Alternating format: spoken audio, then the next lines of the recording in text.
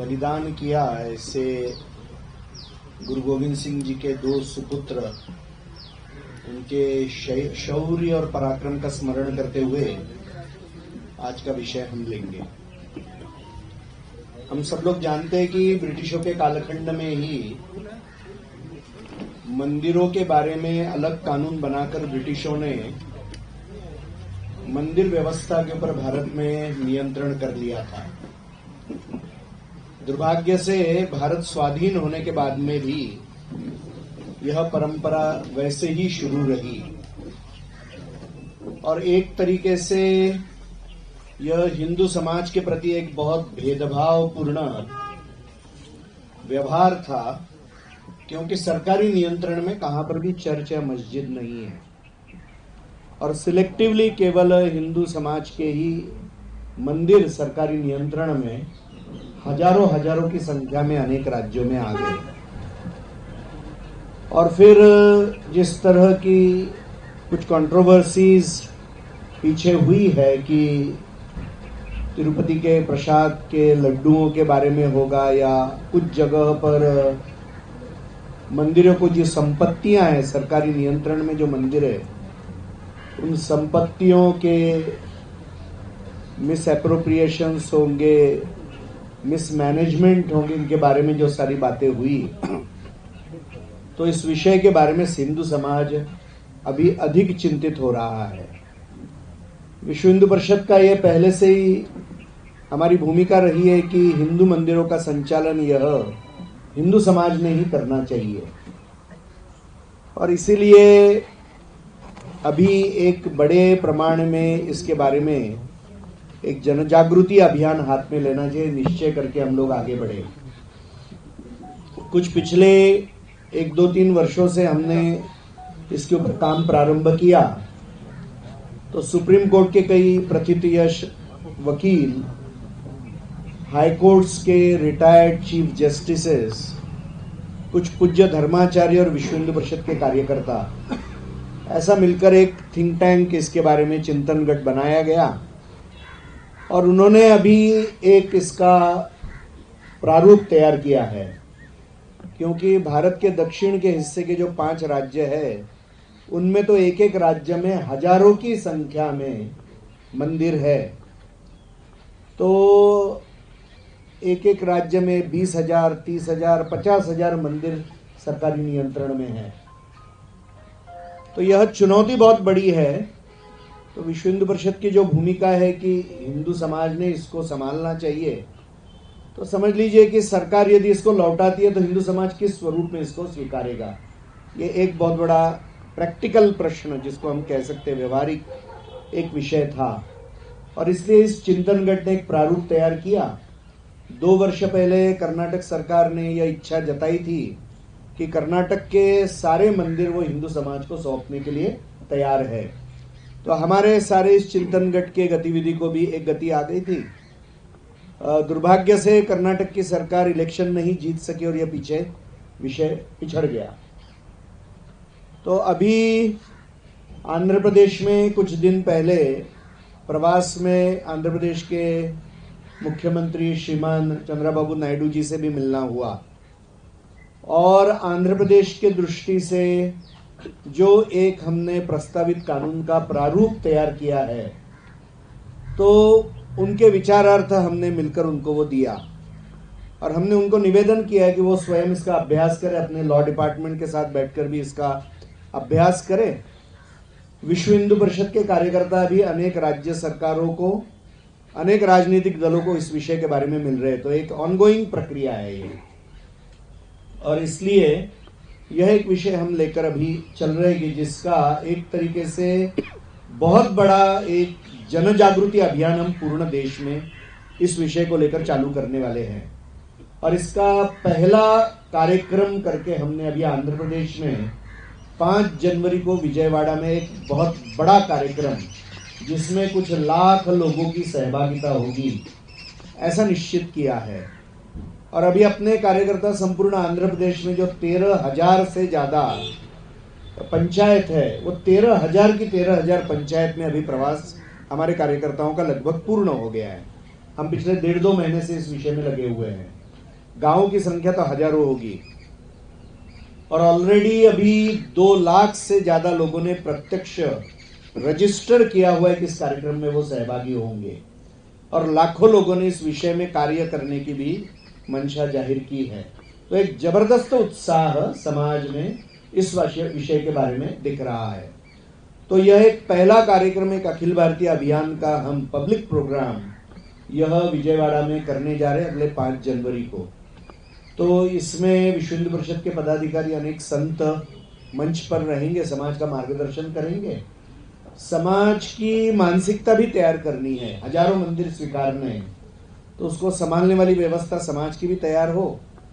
हमारी यह इच्छा है कि समाज के अधिक से अधिक वर्गों का, अनुसूचित जाति, जनजाति, समाज के विविध वर्गों का, इनकी सहभागिता रखते हुए जो मंदिरों का संचालन है, व्यवस्थापन है, वो सारा कुछ होना चाहिए। तो सबकी सहभागिता एक बहुत महत्व का विषय है। और यदि कोई विवाद होंगे तो कोई एक विवादों को सुलझाने वाली एक व्यवस्था हमको देनी है, अन्यथा ये सारे विवाद पुनः कोर्ट और सरकार के दरबार में चले जाएंगे। तो इसलिए एक डिस्प्यूट रिजोल्यूशन का मैकेनिज्म ये हमने इस प्रारूप में प्रस्तावित किया है। तो संपूर्ण समाज की सहभागिता, दूसरा एक विवादों को निस्तारण करने के लिए एक व्यवस्था, और तीसरी बात यानी ये सब करते हुए केवल एक सरकारी परिषद के हाथ में जो सभी मंदिर है वो किसी एक प्राइवेट परिषद के हाथ में जाना, इतना ही अंतर हम अपेक्षित नहीं कर रहे। अपनी जो अपेक्षा है कि हर मंदिर यह ऑटोनॉमस होना चाहिए, स्वतंत्र होना चाहिए। तो यह हस्तांतरण होने के बाद में हर मंदिर स्वतंत्र रहे और मंदिर के धन का और संपत्ति का उपयोग हिंदू समाज की सेवा कार्यों में, मंदिरों की सेवा में, मंदिरों की देवताओं की सेवा में और धर्म के प्रचार में होना चाहिए। इसमें कुछ बातें भी है कि जो अनुभव अभी आ रहे हैं, जैसे कि जिनकी इस देवता में श्रद्धा ही नहीं है, धर्म और सभी परंपराओं में श्रद्धा नहीं है, तो ऐसे जो अहिंदू होंगे उनको इस व्यवस्था में कहां पर भी अभी भी नौकरी नहीं मिलनी चाहिए, जो कि आज होते हुए दिखाई दे रहा है। और कई जगह पर आज ऐसा दिखाई दे रहा है कि ऐसे जो अन्य धर्मावलंबी है, मतावलंबी है, तो वो अपने मत का प्रचार वहां कर रहे हैं प्रत्यक्ष आंगन में मंदिरों के। तो दिस इज नॉट एक्सेप्टेबल। तो इसीलिए ये कैसे हम दूर कर सकेंगे। दूसरी बात कि राजनीतिक पदाधिकारी मंदिरों के ट्रस्टों में नहीं होने चाहिए, ये हमारा एक आग्रह का विषय है। तो ऐसे कुछ विषय लेकर हमने एक प्रारूप तैयार किया हुआ है और वो प्रारूप अभी आंध्र प्रदेश सरकार के सामने विचारार्थ रखा है। अन्य सरकारों से भी हम चर्चा कर रहे हैं। तो एक ये बहुत बड़ा विषय पूर्ण देश भर में जन जागृति का विश्व हिंदू परिषद हाथ में लेकर चलेगी और इसका विचार हम कुंभ आएगा तो कुंभ में भी करेंगे। सभी के सम्मुख करोड़ों लोग कुंभ में आने वाले हैं, तो यह एक बहुत अच्छा अवसर है समाज के जागृति का। तो यह सारे विषय हम करने वाले थे। विषय आपके सामने रखने के लिए आज की प्रेस वार्ता बुलाई गई है, क्योंकि एक बहुत बड़ा विषय जो हिंदू समाज के लिए बहुत बड़ी आस्था का विषय है। तो यह विषय को लेकर विश्व हिंदू परिषद के जो भविष्य की योजनाएं हैं उसमें इस काम को एक बहुत बड़ा महत्व है। धन्यवाद। अभी तो मंदिरों की बात कर रहे हैं, स्पष्ट रूप से मंदिरों के और किसी भी राज्य से शुरू हो सकते हैं, क्योंकि हर राज्य के कानून अलग अलग है और ये कॉन्करेंट विषय है।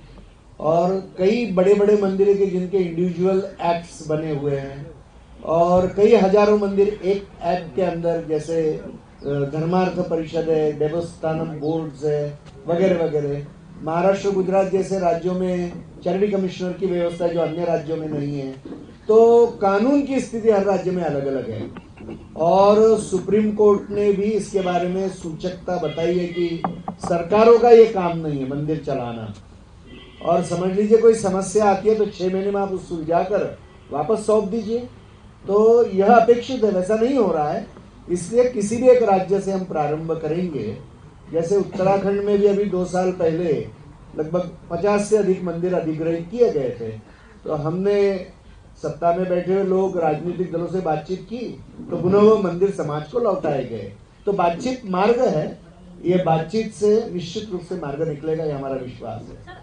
देखिए, उनका वैसे तो बयान सेल्फ एक्सप्लेनेटरी है और उन्होंने काशी है, मथुरा है, इसके बारे में अनेक बार वक्तव्य दिए हैं। तो वो सारे उनके पहले के वक्तव्य और अभी का वक्तव्य ऐसा दोनों जोड़कर हमने इसके बारे में देखना चाहिए। वैसे 1984 में ही जो धर्म संसद हुई थी तो पूज्य संतों ने उसी समय हिंदू समाज का संकल्प व्यक्त किया था कि तीनों मंदिरों की आवश्यकता हिंदू समाज को है, काशी, मथुरा और श्री राम जन्मभूमि। तो श्री राम जन्मभूमि का विषय एक तरीके से पूर्ण हो गया है और उस समय यही कहा गया था कि ये 3 मंदिरों का विषय यदि हो जाता है तो अन्य कोई भी मंदिरों का विषय संभवतः नहीं उठेगा। ये 84 में ही ये बात बताई गई थी। मुझे लगता है कि इसके बारे में भी सोचना चाहिए कि 3 मंदिरों का विषय हो नहीं रहा है, इस कारण से भी कुछ परिस्थितियां संभवतः बन रही होगी। मगर माननीय मोहन जी का जो वक्तव्य है, उन्होंने जो काशी मथुरा के भी विषय पहले से भी उसके बारे में आग्रह व्यक्त किया है, उसके साथ में जोड़कर उसको देखना चाहिए, ऐसा मुझे लगता है। देखिए, करोड़ों ये नंबर बड़ा ही है और जिनकी संविधान में देश के धर्म परंपराओं में विश्वास नहीं है, ऐसे करोड़ों लोग देश में रहना ये देश के अंतर्गत सुरक्षा के लिए भी बहुत बड़ा खतरा है। Any number is a big number. Secondly, जो हिंदू संख्या का जनसंख्या के असंतुलन का विषय आ रहा है, उसके 4 प्रमुख कारण जो चारों के बारे में सोचना पड़ेगा। म्यांमार और बांग्लादेश से होने वाली मुस्लिम घुसपैठ जो कि अवैध है। दूसरा विषय की घटता हिंदू जन्म दर, एक हिंदू परिवार में कितने बच्चों का जन्म हो रहा है, ये भी महत्व का विषय है, उसके बारे में भी समाज का प्रबोधन होना चाहिए। तीसरी बात है जो मतांतरण हो रहा है क्रिश्चियन मिशनरियों के द्वारा और मुसलमानों के एक वर्ग के द्वारा जो लव जिहाद की घटनाएं हो रही है। तो ये चारों कारण है कि जो हिंदू जनसंख्या के असंतुलन के लिए जो रीजंस है, और मुझे लगता है चारों कारणों का निराकरण करना पड़ेगा, तो ही हिंदू संख्या में जो असंतुलन दिखाई दे रहा है उसको हम ठीक कर सकेंगे। 2011 के जो सेंसस है, for the first time in India Bharat history 80% से कम हमारी आबादी हुई है।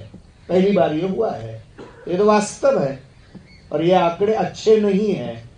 और जहां पर हिंदू की आबादी घट जाती है वहां पर देश के लिए संकट खड़ा होता है। अलगाववाद की बातें शुरू होती है, देश तोड़ने की बातें शुरू होती है, हिंसा की बातें शुरू होती है। ये सारी बातें इसके परिणाम है।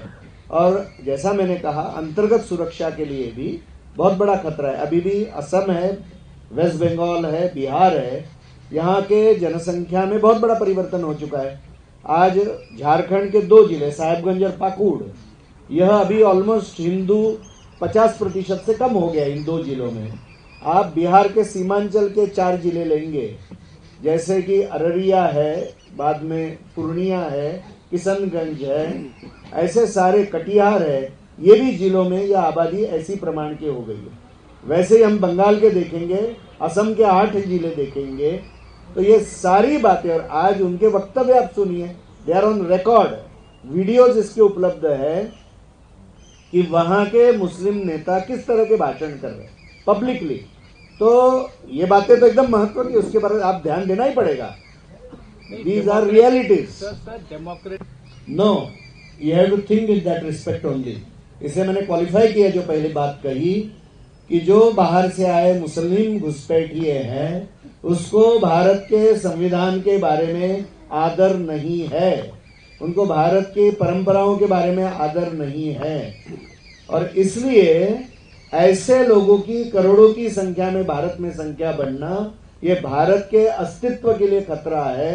It is a internal security threat और इसके लिए सोचना ही पड़ेगा। थिंकिंग विदाउट रिलीजन और मत, ये चर्चा को कोई मतलब नहीं है। ब्रिटिश और आने वाली राज्य सरकारों ने उसके बाद में उस फंड के लिए ही कंट्रोल किया और इसलिए धन, यह आने वाला धन एक बहुत बड़ा विषय है। जो प्रपोजल हम लोगों ने दिया है, जो अभी प्रारूप दिया है, उसमें राज्य स्तर पे एक परिषद बनेगी, उसमें कुछ एक्स जुडिशियरी के लोग रहेंगे, एक्स गवर्नमेंट ऑफिसर्स रहेंगे, साधु संत रहेंगे और समाज के प्रतिष्ठित लोग और समाज के विविध वर्ग के लोग रहेंगे। उन्होंने जिला स्तर पे कोई ना कोई इसी तरह की एक परिषद बनानी है और जिला स्तर की परिषद हर मंदिर का ट्रस्टी नियुक्त करेंगे जिसमें समाज की सहभागिता होगी। एक मैं रफ स्ट्रक्चर बोल रहा हूं, उसकी निटी ग्रिटी में अभी नहीं जाएंगे, मगर इसमें से एक गुडविल फंड हर मंदिर से स्टेट के इस परिषद को दिया जाएगा और उसमें से भी कुछ सेवा कार्य, धर्म के प्रचार का काम या कमजोर मंदिरों के लिए भी काम किया जाएगा और मंदिर का फंड मंदिर के पास ही रहेगा। उन्होंने वो धर्म प्रचार और हिंदू समाज की सेवा के लिए करना चाहिए, ये अपेक्षित है।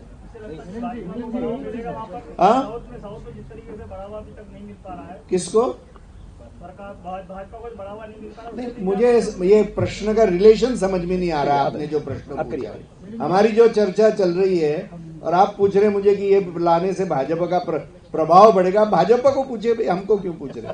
चलिए एक मिनट, ये भैया एक करके एक मिनट हाँ चलिए, आप खड़े होकर बोलिए ना, आप खड़े होकर बात करिए ना, खड़े होकर बात करेंगे तो आ जाएगा। See this, whatever has happened in Kerala, I have got some information about that also. There has been some conflict. I'll get more information and answer back to you. Okay, about this Kerala. ये जो आपने sir goodwill fund की बात की, एक पीछे मैंने 4 कारण बताए। घुसपैठिया उसमें का एक कारण है। जैसे झारखंड का मैंने 1-2 जिलों का नाम लिया, तो झारखंड में मतांतरण भी हो रहा है क्रिश्चियन मिशनरियों द्वारा। वहां पर लव जिहाद की भी बहुत सारी घटनाएं वहां पे, क्योंकि वेस्ट बंगाल सटा हुआ है, मुर्शिदाबाद जिला लगा हुआ है साहेबगंज पाकुड़ को, वहां से बहुत बड़ा इन्फिल्ट्रेशन हो रहा है और साथ में हिंदू बर्थ रेट कम हो रहा है। ये 4 इसका क्यूमुलेटिव परिणाम है। कुछ क्षेत्रों में अमुक कारण का ज्यादा परिणाम है, ऐसा हो सकता है। But all this 4 reasons are the basic reasons for the general imbalance in the Hindu population. मैंने जितना कहा है उतना कह दिया है।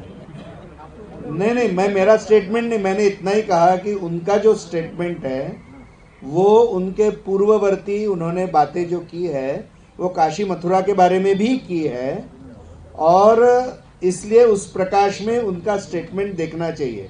बिकॉज आउट ऑफ कॉन्टेक्स्ट लेकर यदि हम बात करेंगे तो गड़बड़ हो जाएगी। आउट ऑफ कॉन्टेक्स्ट नहीं लेना चाहिए।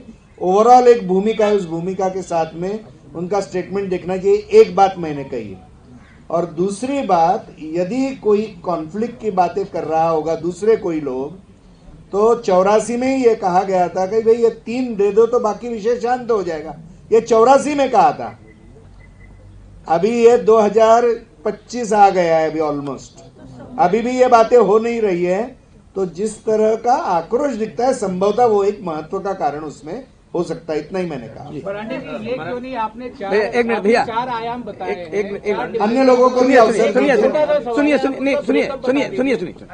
ऐसे मत करिए। बरांडे जी, आपने सबको दे दीजिए, ब्रेकअप नहीं आ रहा, सबको समय दीजिए। कहाँ से क्रिएट किया जाएगा? क्या सरकार देगी या कौन सा फंड? गुडविल फंड की जो आपने बात? नहीं, मंदिर देंगे। मंदिर जो एक राज्य स्तर की परिषद बनने का प्रस्ताव है, उसमें x judiciary, x government officers, समाज के उस राज्य के जो प्रमुख पंथ संप्रदाय है उसके साधु संत, बाद में मंदिरों और शास्त्र आगम के ज्ञाता, ऐसे लोग, समाज के प्रतिष्ठित लोग, विविध समाज के वर्गों के लोग, इंक्लूडिंग अनुसूचित जाति जनजाति, तो ऐसा वो ग्रुप रहेगा।